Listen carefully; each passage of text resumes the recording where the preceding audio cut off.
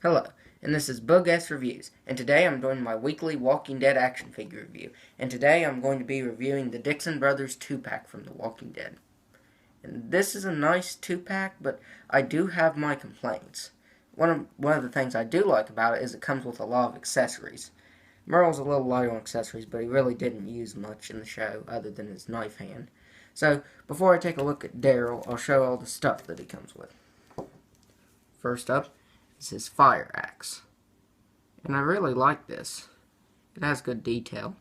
They did a dry brushing of like darker brown over the light brown, and a dry brushing of dark gray over the steel collar. It's really good. It's the same way with this, except that it's all just one collar. It's sculpted out pretty nice. And it comes with keys to all the prison cells. And now McFarlane did really good job on this. They sculpted the detail out very, very good. Do I need to move it back? Yeah. And they did really good on that. And then he has his hunting knife. I think they did good on it too. And of course he comes with his signature crossbow. And I love this. I think this is the best crossbow out of all the Darrell action figures, because it has a real elastic strap.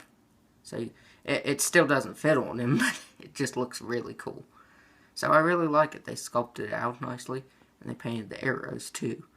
On the Darrell and his chopper, the arrows are just black on the end. It's all just one color. So I like this one better. So now taking a look at the figure. This figure is a repack from the Series 1 Darrell from the Walking Dead TV show. And I'm just not really a fan of this because of the proportions. They're just weird. His arms definitely are not the length that they should be.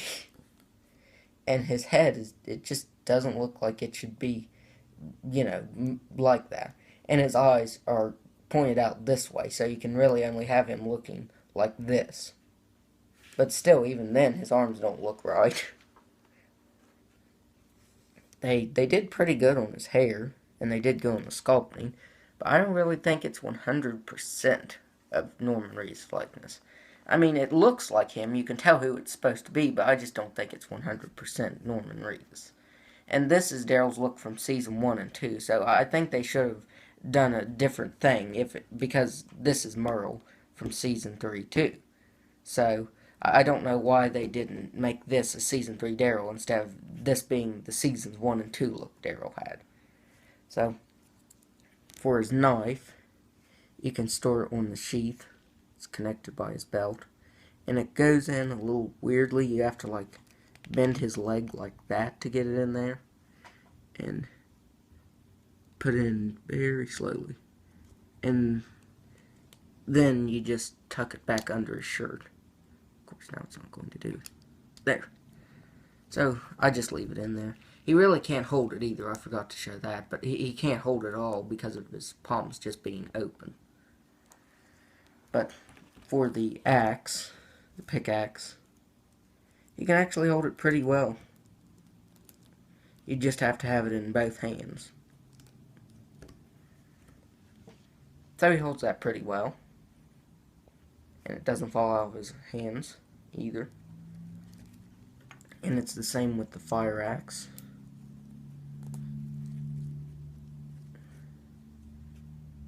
I really like it with that. I might display it like that. With the axe. I don't know.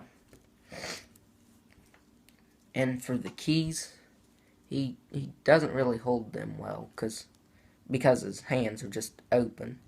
So it really doesn't connect to anything. But I like putting it right here. Like it's on his belt buckle. Of course, now it's not going to. There. I like doing that. But this figure is sculpted out really nice, and I like the collar. They did a dry brushing of brown over his tank top to make it look dirty. And they did a dry brushing of brown on his pants too. So I like that. And I'm just going to show them. Of course, this fell off. So it will fall off easily if you do that, but I just like storing it on his belt.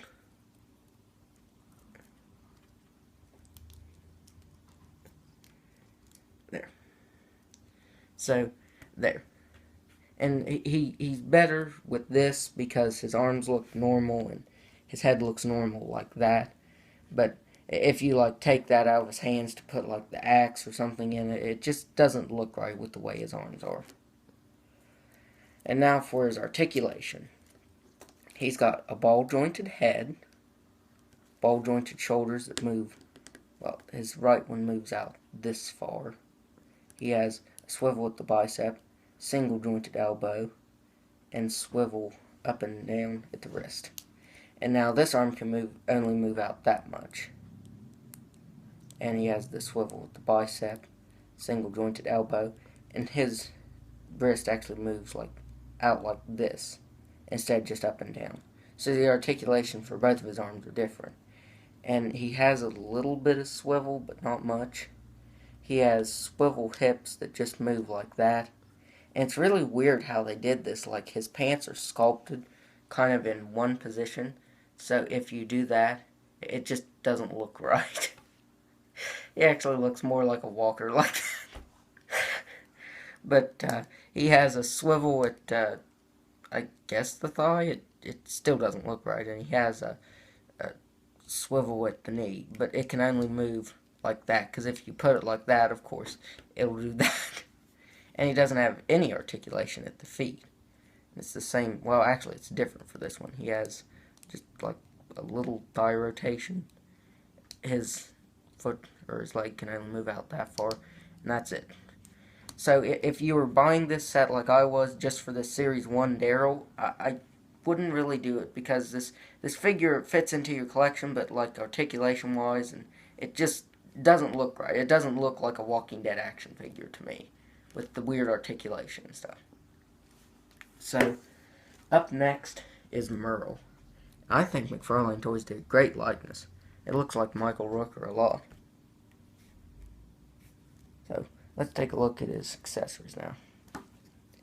First up, he comes with a machine gun. It looks really good. They did great sculpting on this, and this has been reused a lot of times for all the figures. It has the rubbery strap. So, if you have other Walking Dead action figures, you probably have this machine gun. And he comes with a knife. And I think they did a good job on it, because they sculpted all the ridges on the handle out, too. So I really like that. And he comes with a pistol. I really like the color they went with. At first, on the photos I saw online, I thought it was like a flat gray, but it's actually like silver. So I like that. And it fits nicely in his holster on his waist. Like that. So I think it's really nice. But as for the knife, he can hold it a little bit in his hand, but like if you shake it, it'll just fall right out. And that's my only gripe with this figure, is that there's no place to put the knife. There's no sheath or anything. So that's not bad. I don't care. I really don't display him with that. And for the machine gun, it fits in his hand pretty good. I like it. It looks really good. And if you want to, you can put the strap on him and over him. It's a little hard. You just have to twist his head to the side and then just wedge it on there like that. There. Got it past his collar. So, and it stays on nicely, and this is how I normally have him. I think he looks really awesome like that. So, I really like the sculpting on this. The shirt's sculpted out, the belt. I like the coloring, too, because his hair, it's like brownish gray. And they did like a dry brushing over it, so I like that. And they did great sculpting on his knife hand, or his stump, knife stump, whatever you call it. They did really great on this. I like the collar too. And now one thing I saw online is it does list it as this blade being removable, but it isn't. I thought that would have been cool, but I'm fine with it.